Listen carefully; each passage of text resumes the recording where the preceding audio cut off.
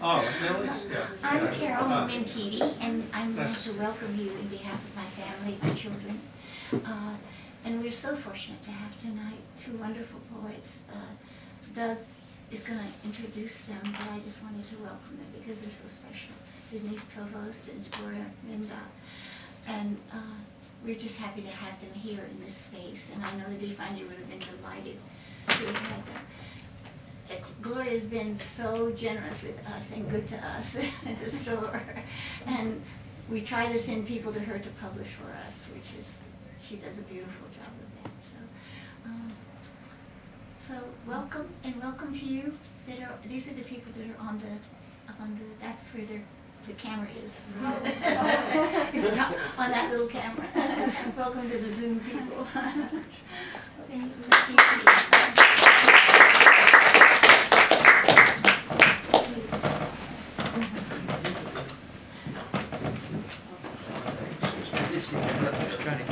I'm sorry. I'm sorry.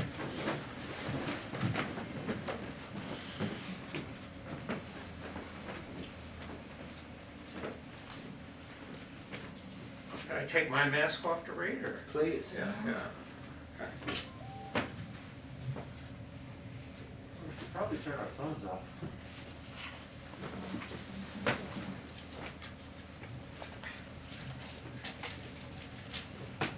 Well, I'm honored to introduce these two talented Somerville poets tonight, and I've had the pleasure of being a friend and publisher of both. These ladies, both these ladies, some years ago, I published Gloria Mindock's Blood-Soaked Dresses, and we recently published, a couple of years ago, Denise Provost's Curious Peach. Now, these are two poets with vastly different titles, as you can see, and different sensibilities. But they are two poets that are in full command of their craft. Both poets have new books out. Gloria Mindock, former Somerville Poet Laureate and the founder of the prolific and noted Cervena Barva Press, often focuses on the atrocities, like in our book, Blood-Soaked Dresses in El Salvador and others, and she's and according to Renuga, I forget the last name. Renuga. Right. Yeah, she deals with the theme of what remains behind after the destruction of death and burning. And Denise Provost, who retired after many years as a state legislature, wrote and her new book is Ash. I'm sorry, I didn't say that. And Denise Provost, who retired after many years as a state legislator, City Stories, which was published by the Cervena Barva Press, and poet Adan Arnett said it's full of everyday events, the Hung Festival, Art Beach, Longfellow Bridge, and she reveals what is universal in all of them. And both these poets, in the best sense, bring it on home. So thank you very much.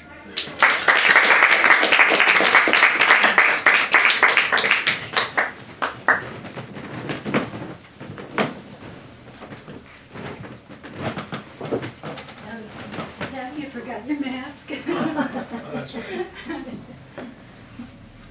Someday without these.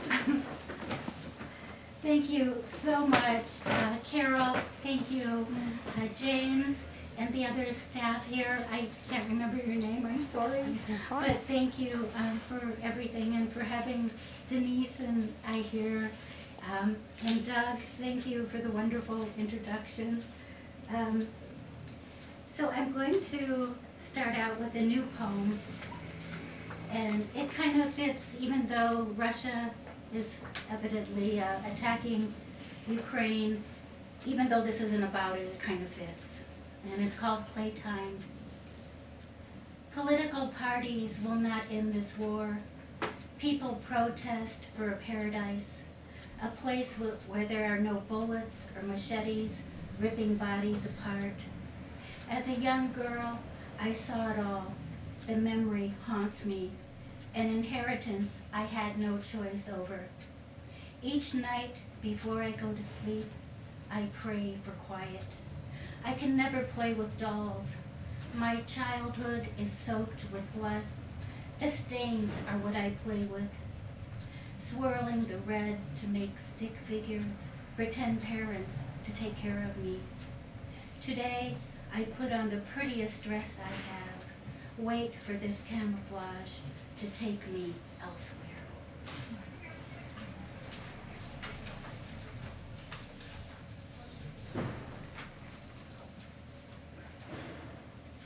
I'm balancing here.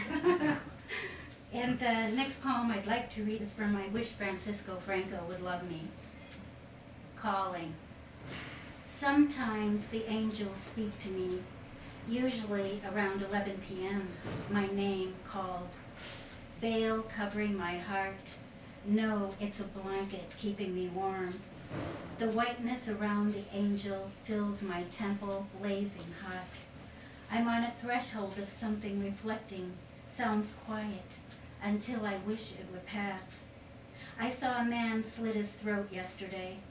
Later, his daughter jumped off the bridge, all to avoid Franco's fascism, all to avoid him doing the slashing.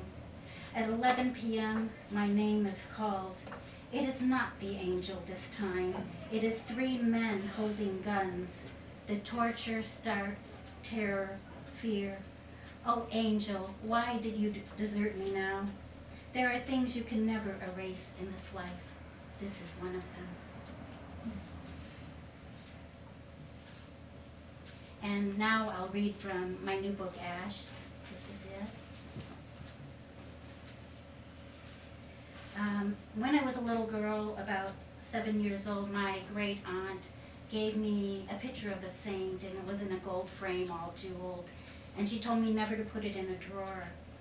So it still isn't in a drawer. It's actually on my Day of the Dead altar. I also have rosaries, holy water, not holy water anymore, but from the Pope, who was my relative. And in my family, I guess if you have a crucifix and it's broken, you don't throw it away. If it falls on the floor, you kiss it, things like that. So these next 2 poems were inspired by that. And let's see here.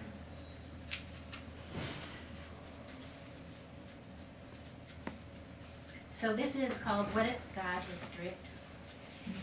I am looking for the right flesh with no bleeding, my voice free hanging from the crucifix, passion from these lips igniting sins to clot my mouth. Crucifixes break every day, are shoved into a drawer, collect dust in a thrift shop. Sometimes Jesus becomes too dusty that cleaning him is a problem, the dust too thick to let him resurrect. When he does, he sneezes. Maybe Jesus will develop an allergy, a miracle of life. I hope I don't go to hell for that. My mother from heaven is going, oh no. This next one is called The Crosses. We have broken crosses in our drawer. Why are they still there? It is a sin to throw out the symbol of Christ. We would fall from grace. The sacraments received on Sunday would be for nothing. So here they are, buried by papers, screws, ink pens, pennies, a few rubber bands. How sad, Christ defending himself from junk. Where is his heart? Take the crosses out, let him breathe. Put the pieces in every room out in the open, each one giving testimony to life. This next poem, I worked in as an addictions counselor for 40 years and as a clinical director. And one of my clients was hysterical. He'd come in and he'd tell us date stories, and I would just be doubling over. I couldn't even breathe most of the time, and I said, I don't want to hear it because I knew I would be hurting. So the first 3 sections are true. The 4th section is made up. And unfortunately, he's no longer with us. He died of an overdose.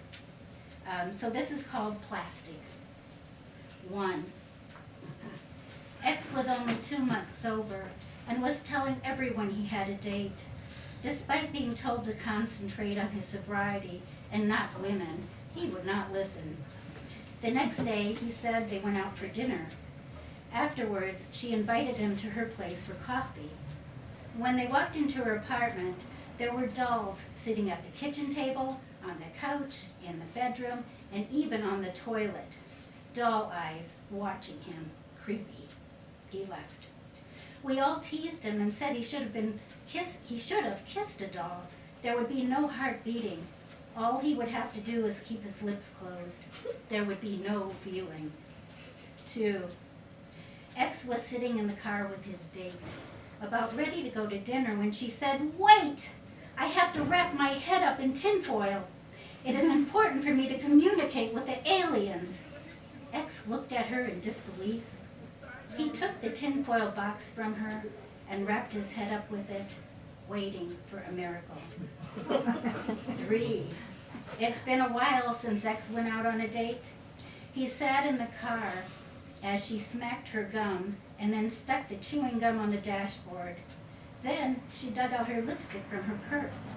X was still focusing on her gum on the dashboard. He looked around her car more closely and saw gum stuck all over the place. He felt a knot in his stomach and was disgusted.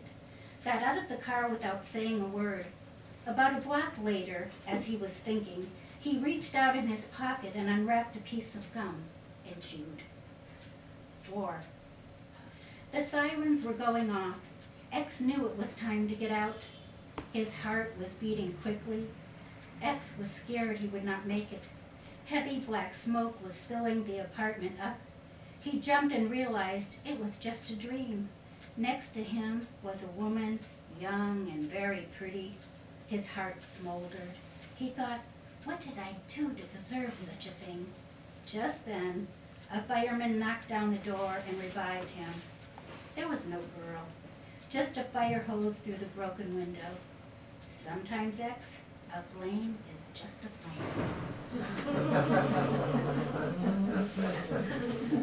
So this book, pretty much everybody tells me their problems, not only at the job I had, but with traveling on the street, bus, you name it, cafes. People always tell me their bad relationship problems.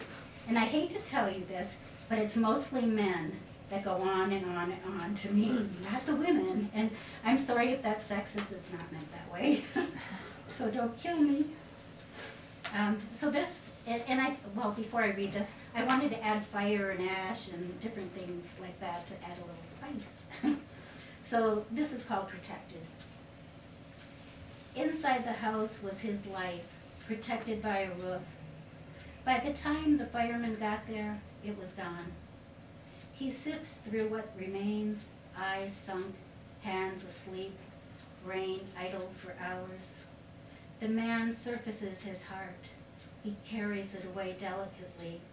It still beats, and he breathes, asking, how much sorrow can this heart take?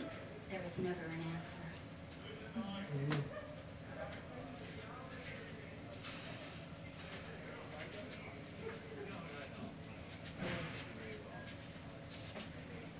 Ashes. Bury me into your heart. Don't forget. Even when you distribute my ashes, embers of arms will blow out into the wind. What will I attach to? The rain will push my ashes to the ground, mixing them with mud. Stepped on, maybe someone will bring me home on their shoe, wipe the mud off with a rag, throw it away, then off to the dumps. This is all I am, garbage, to be buried again into non-existence. There is a chance I will be recycled. Later, I could be part of that doll your child embraces.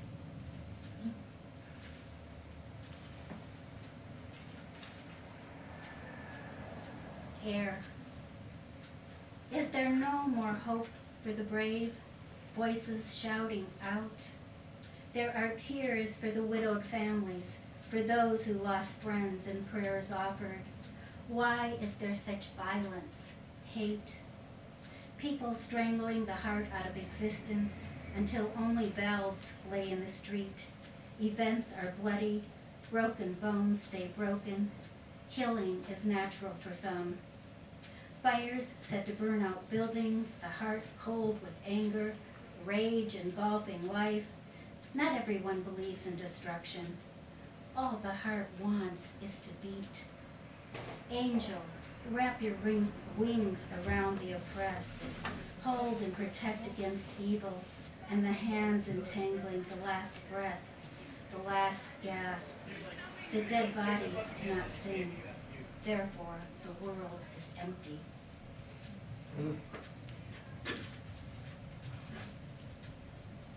And this one is called Exit.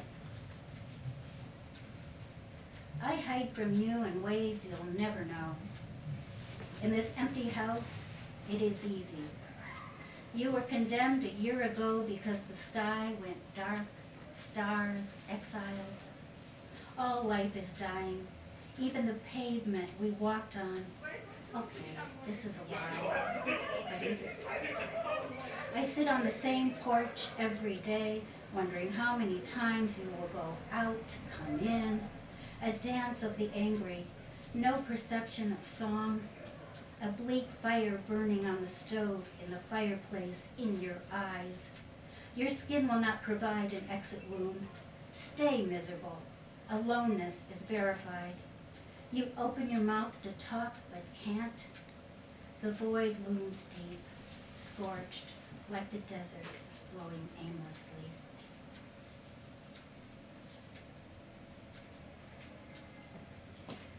Let's see here.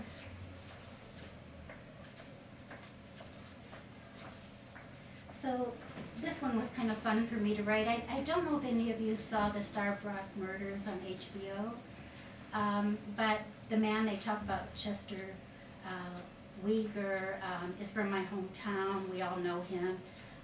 We think that he's innocent, but he's out of jail now. He's, I think, 80, and they're trying to still prove his innocence.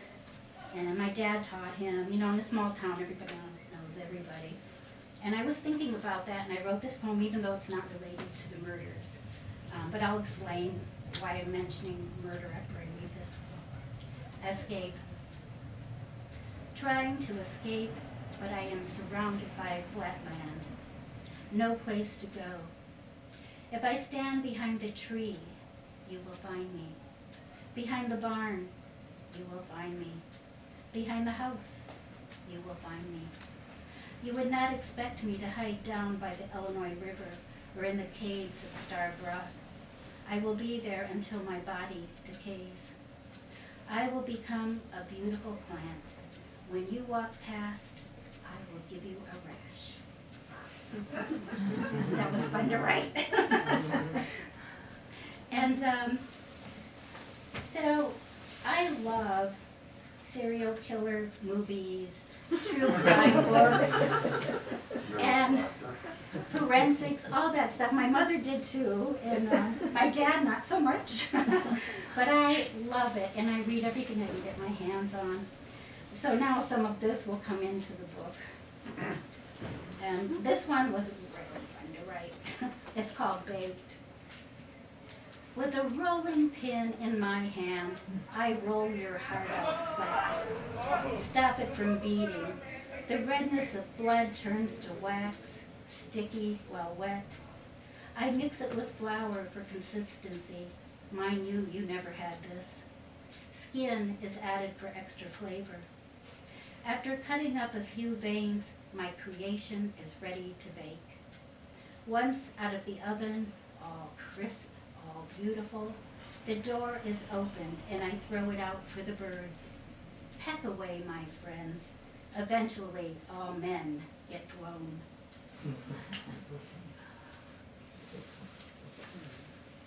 And at the end of this book is probably, it's called Opposition, the end of it, and it's probably my most favorite out of the book to write. And the first stanza is the man speaking, the second stanza is the woman, and it's just initials, the titles. So this one is called J/M. J loved fake names. He was a burnt-out novelist. wrote too many stories about horrific blind dates. He was a wild man. Too many plastic bags in his kitchen. He would kill you, burn you, pretending it was love.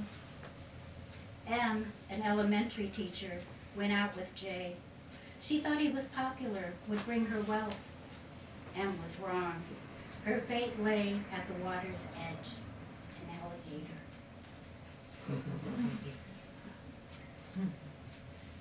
And this one is R/N.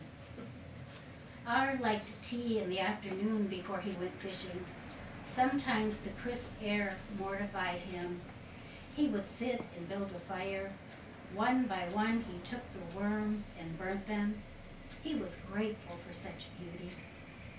Anne thought she could allure him to stay home in fishnet stockings. It never worked. She fell into this routine daily. The police later found her dead. Not much left on top of a woodpile with fishnet stockings on the ground. I guess R was paying attention. And the next one is I/V. I lost his tongue because of essential words. He wore a raincoat all the time to prevent a rain plague from touching him. This is his consequence from twisted shame. He broadcast too many strong burdens. V constantly scraped her knee when he spoke. She had to do something. Witnessing black air from his mouth, it was time to close the corridor. She was destined to bring forth the divine. V slashed his tongue off and shouted, "Fire!" Thank you so much.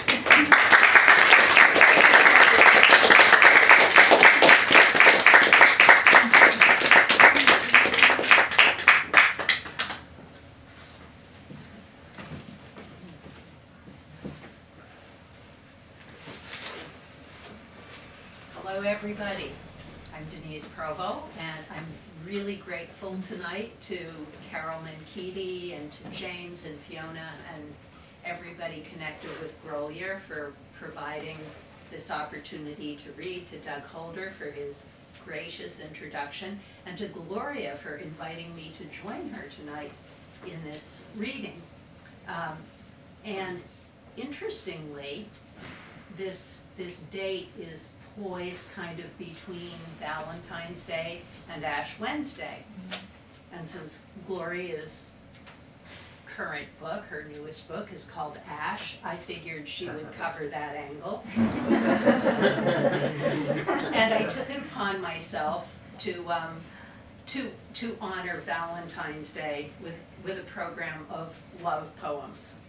And I thought I would start, as is becoming my custom, by invoking my muse, which I realized is sort of a poem of unrequited love anyway. And it's called Aspiring Poet Seeks. We know the muses are all female, right? That's why men write most of our poetry.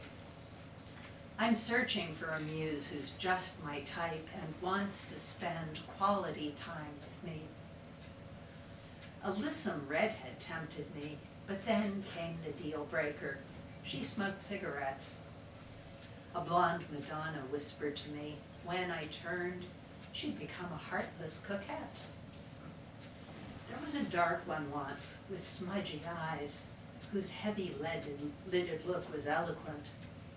I leaned in closer, quick to sympathize, but she strolled off with some loquacious gent.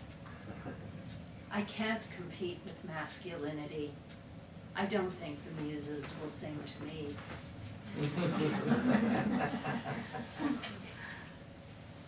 So, what I have next, you probably should think of not so much as poetry. It's not really poetry, it's more the sort of thing you would find on a large candy heart.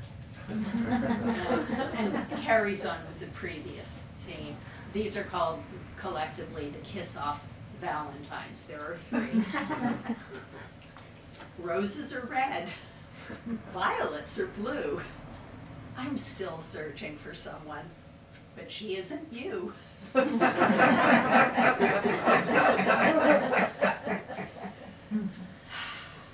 Today, our torrid passion ends. Want to carry on as friends? And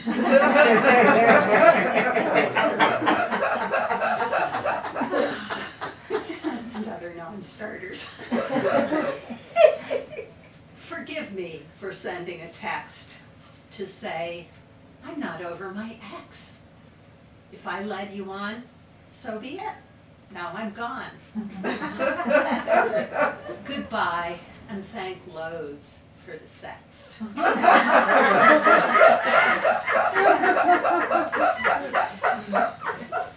hope you all have a better Valentine's.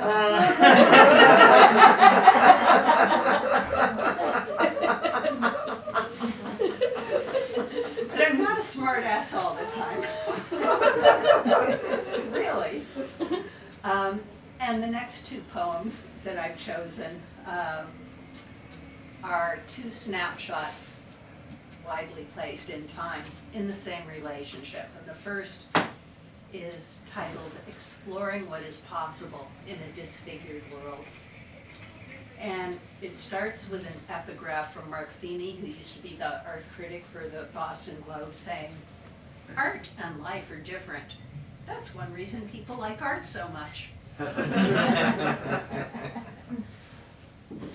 We were together in your room when a breeze fluttered the curtain, unsettled the bottle which sat on your desk.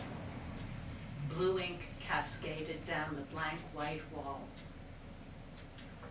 I brought in my paint box and tiny fine brushes, concocted a landscape around that accidental waterfall, surrounded it with craggy rocks, unfurling ferns, flowers amidst foliage. Two dark-eyed lovers sitting face to face, embraced in a cave beside the inky torrent. Later, your woman asked me eagerly about those ardent figures on the wall. Who were they meant to represent? I disdained to reply. Why show my heart? No artist is obliged to explain art.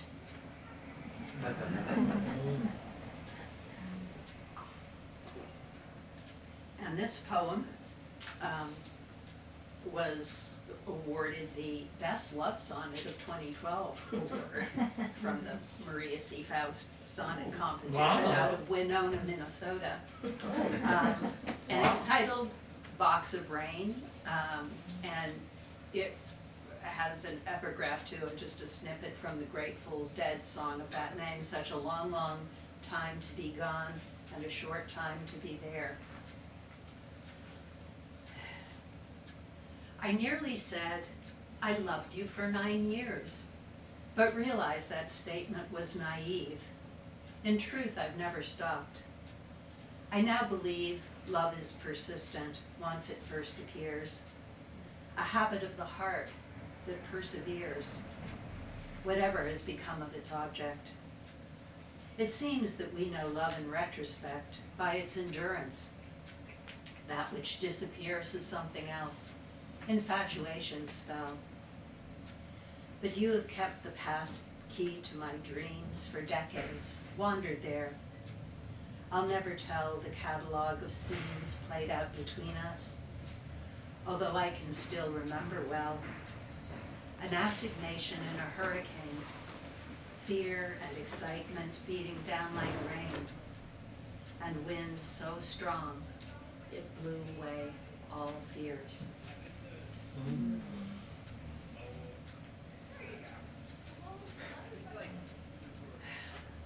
And for a change of pace, this is a poem about a story that we've all heard, and I'm going to say something about the form.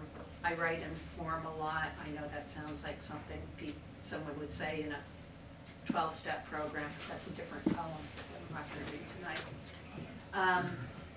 And this poem started out to be a stanzina, which is sort of a third of a sestina, which you don't need to know a lot about except that it's a form based on the repetition of n words rather than rhyme or other features that we associate with some other forms. But I got so carried away that instead of putting in 6 lines for each of the end word, I added in an extra word, so there are now 7 lines per stanza. And I had to add a 3rd one because I submitted for publication, and Nina Alonso told me she didn't think it was finished. So it's now 3 7-line stanzas with the 3-line envoy, which is, you will hear a lot of repetition of words, and this explains it. So it's sort of a broken half sestina called Original Sins. Within deep foliage weaves a serpent's head, skin green as vines, its texture pebbly, fluently practicing his beckoning nod, now poking out between the leaves to tout his fruit-based knowledge system. With precise moves, he glides in to close the deal. Wills wilt. 2 souls leave Eden, ruin what they've wrought. Later, but looking back on all they've wrought, Adam mulls on his sons. It pains his head, remembering Abel's face. Priapic wilt accompanies thoughts of the path, pebbly and hot, that Cain trod towards the land of Nod.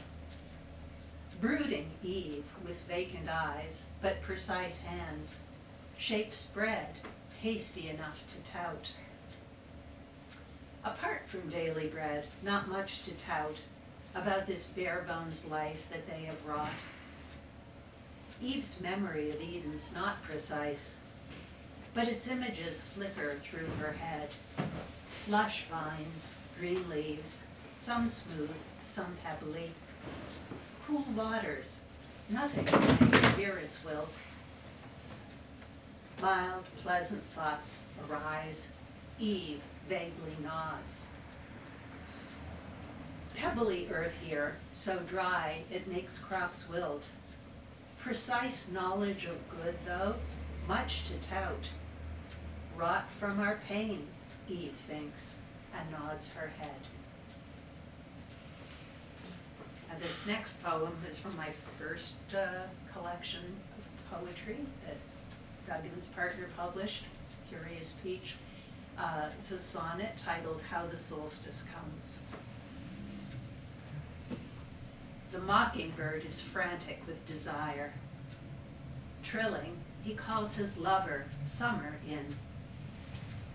Unceasingly with unconsuming fire, singing his notes of urgent conjuring. The mockingbird awakes before the dawn and starts to woo the sleeping sun to rise. To the plaintive seduction of his song, the planets move, the world opens its eyes. The mockingbird could sit atop my hand, and yet its broad voice is taller than the trees, and all who hear him sing can understand his joy, desire, and his ecstasy. The weight of all creation on his wings, the mockingbird, so light, so lightly, sings.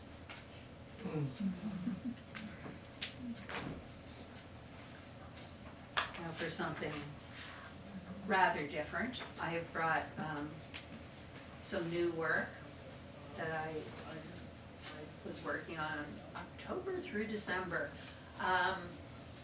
It is a sequence of 5 sonnets for 3 characters. There are 2 monologues for 2 and a final commentary by the other.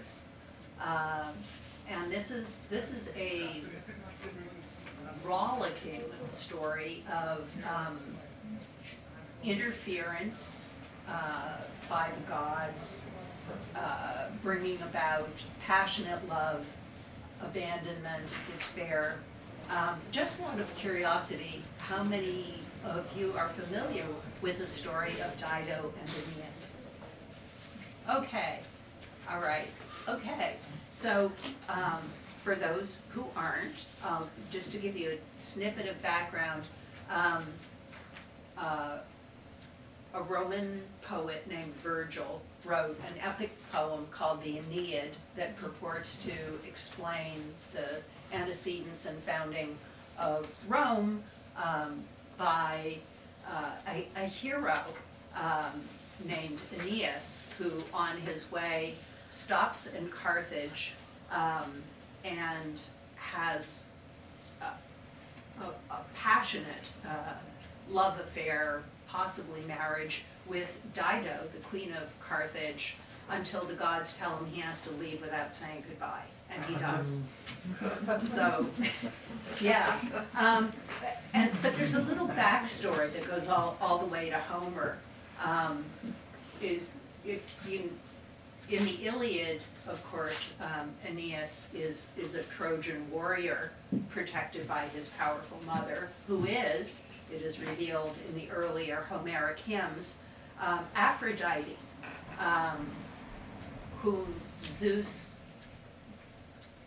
decides he'll make her infatuated with a shepherd, and Aeneas is born of that union. So with that classical mishmash in mind, we will go to Dido 1. That I was born the daughter of a king set privilege and peril in my path. My husband was killed by my closest kin to thwart and warn me. Strife and looming death finally convinced me to take my leave. We sailed the Mediterranean Sea, due west, bought land, founded a new city. Our Carthage grew into prosperity. Alyssa, my mellifluous given name, was lost to me. Like Carthage, born anew, I was called Dido, wanderer. My fame flows from this second life in which I grew in power, dignity, and skill, attuned to my people's needs. From love, I was immune. Aeneas 1.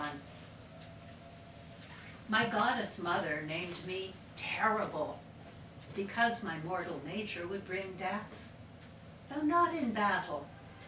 While Troy's fields were full of dying men, I was delivered thence. By what power? I only guess.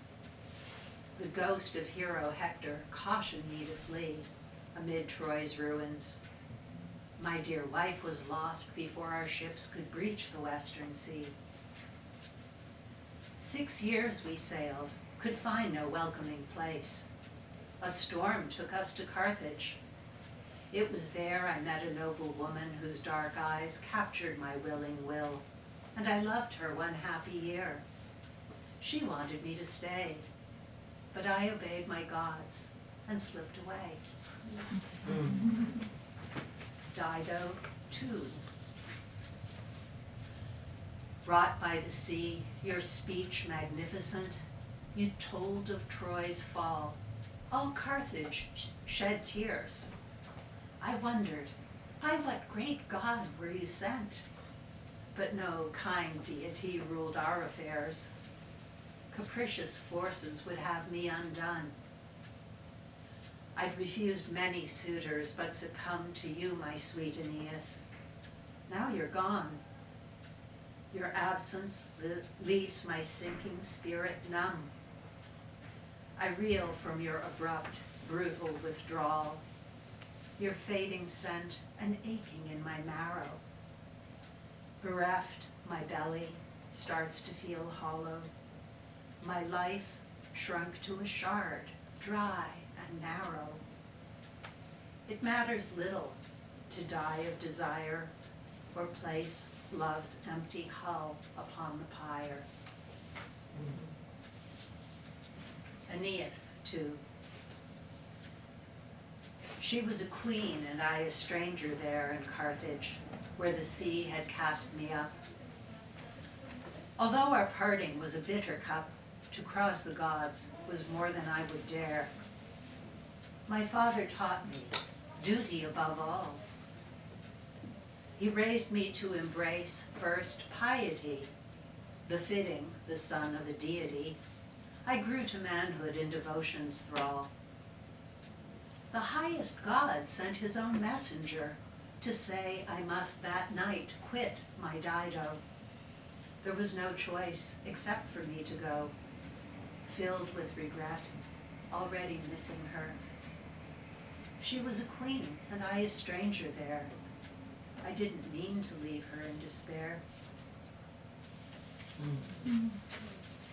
Zeus. I'm not above a cruel trick or two, but in a fit of vengeance I grew petty, decided to fill lofty Aphrodite with lust for a man, had her chase him too. It was the sort of thing that she would do to me for fun.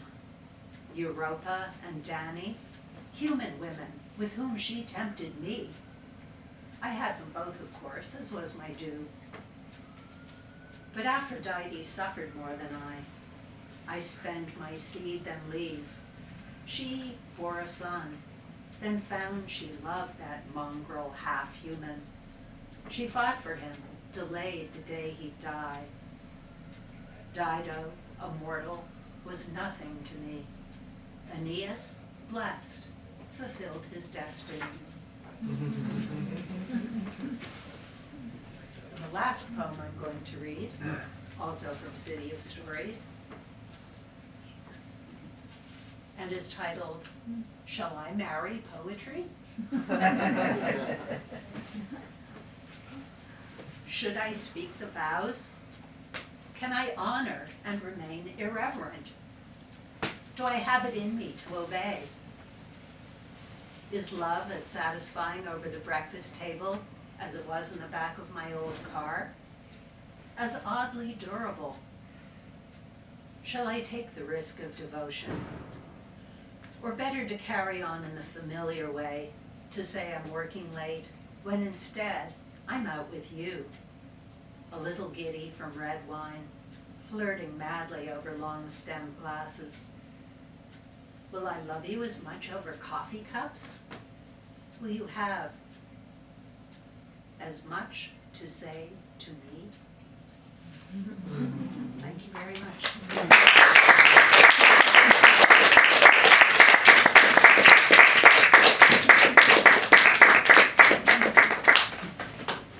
Thank you, Gloria and Denise, for that very beautiful reading. We have time for a short Q&A. If anyone has any questions, the poets will, if you guys don't mind, go back behind the camera so people on Zoom can see. I guess I'll get things started off. I'm wondering how living in Somerville has impacted or informed your poetry and your poetic practice. Well, totally. I mean, it's, you can probably tell that the City of Stories, the first section is very much poetry of place. And the image on the front, you might recognize, it's the neighborhood south of Ball Square.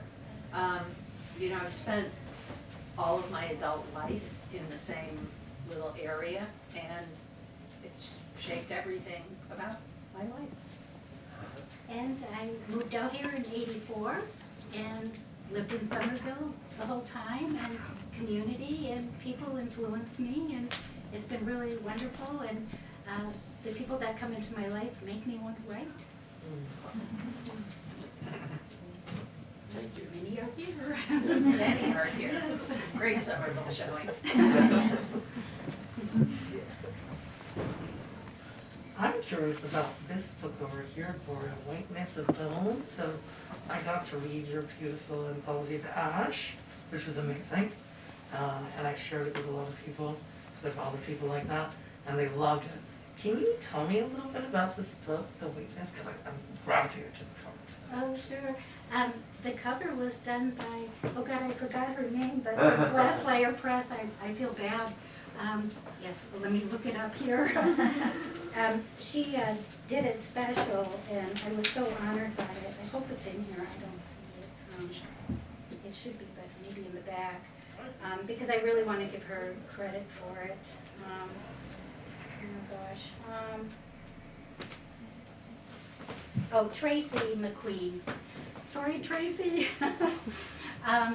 She did the cover, and the book's basically about atrocities in many different countries, from El Salvador, Argentina, Rwanda, the Congo, and numerous other countries, and it focuses all on that. And the title just came to me, and when I saw what she did with the cover, I was just thrilled. And Glass Lyre Press did that besides my book Ash, so I'm really honored and thankful to them. Thank you. Thank you. Yes? I have a question for you, Gloria. A lot of the work you read seemed to be sort of, I guess, in conversation with current events or politics around the world, and I was wondering if you were always sort of inspired to write in that way or from that place, or sort of there are other periods of your life or other works that are sort of inspired by something else? Well, I first started out writing plays, and then that changed quickly. And I've always been very political. I've always fought for the underdog, so to speak, thus being a social worker. But also atrocities and killing that doesn't need to be really bothered me my whole life. And so I feel like I have to be a voice for others and write about it. So besides sometimes writing different things, I always come back to that. I feel like it's my calling.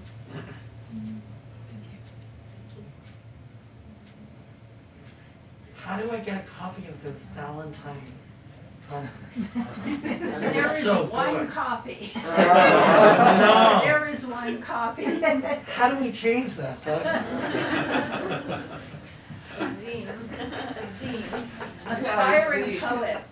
Aspiring poet seeks a publisher for my collection of love poems. They were really funny, thank you. Maybe a card company. A card company. Oh. Definitely. Yeah. Definitely. How can Or the card Stephen companies, Colbert when he does the Valentines. how can card companies compete with text messages though for breakups, right? Oh no, but a card is so much more tasteful. Or not. Or not. That's what I was thinking too. I like the little. They're wonderful. I'd like to know more about your writing in form, what it's like to, have you always written in form? And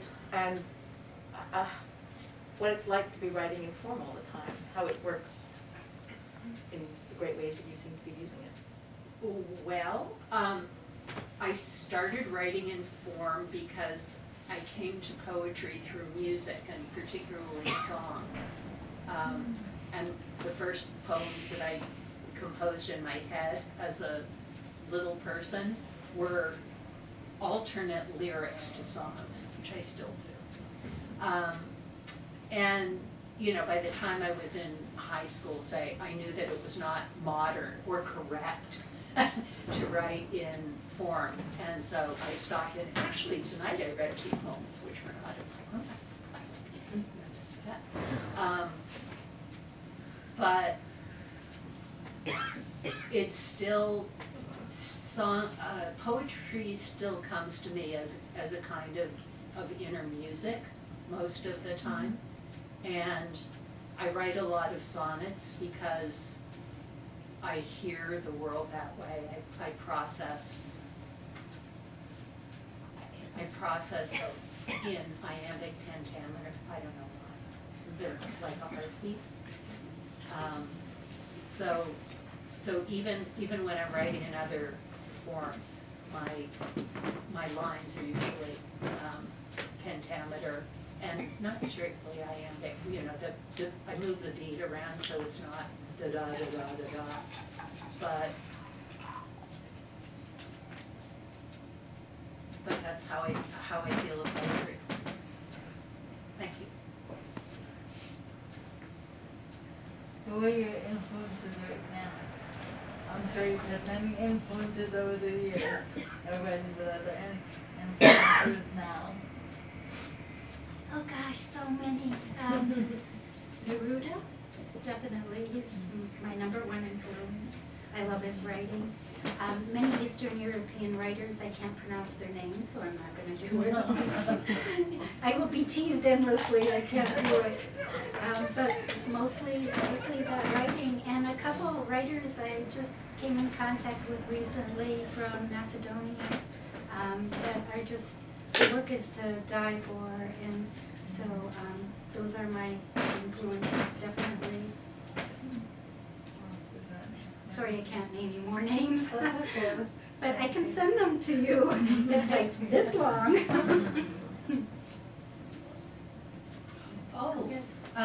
Influences. I'm always, everything I read influences me, I think. The poets that have had the most lasting influence, I started being obsessed with Andrew Marvell when I was in college, which is, and the title Curious Peach comes from a snippet out of Marvell's poem The Garden. I love all the metaphysical poets, but I can't confine myself to a century, otherwise I probably would have gone to graduate school, but I couldn't fill out that part of the application. I love Auden very, very much. I love to read Shakespeare, but they're poets whose books are on these shelves, and poets who are in this room who influence me. So I'm kind of a magpie that way. There was a poem in here about having magpie eyes and how I'm always picking up material, and it's the same way with influence. Yeah, there's a lot of influence in this room. Thank you for the question. Great question. Gloria, I know you speak some different languages, and I'm sure that those have influenced your writing, right? I only speak English. Oh, I thought you spoke some of the languages of the... No, I started translating, and that, but I don't speak any languages, and I really feel horrible that I don't, because it's just sometimes, since I'm so interested in translation, sometimes things are different than what they should be, and I just think it's fascinating, but no, I don't have an ear for it too. I'm constantly teased for my pronunciation. I couldn't imagine trying to speak some of the languages. Some of them are very hard. I did try to learn Czech. That was really difficult, so I gave up. But you can translate them, is that it? Yes, slowly, very slowly. I just started that. Yeah. Now that I'm retired, I have more time. Yeah, Laura, soon you. Frank. For Denise, without mentioning any names, have you ever written any poetry, published or otherwise, specifically about people that you met as a state legislator? Yeah. Yes. That's the answer. Let's see, is there any? And some of it is in the second section of City of Stories, which is what do I call it? Topical and occasional poetry or something like that.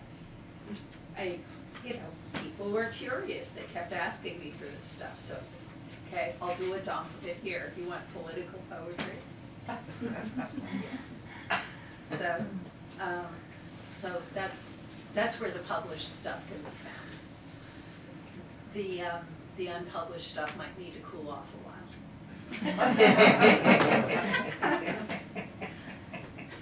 Thank you. It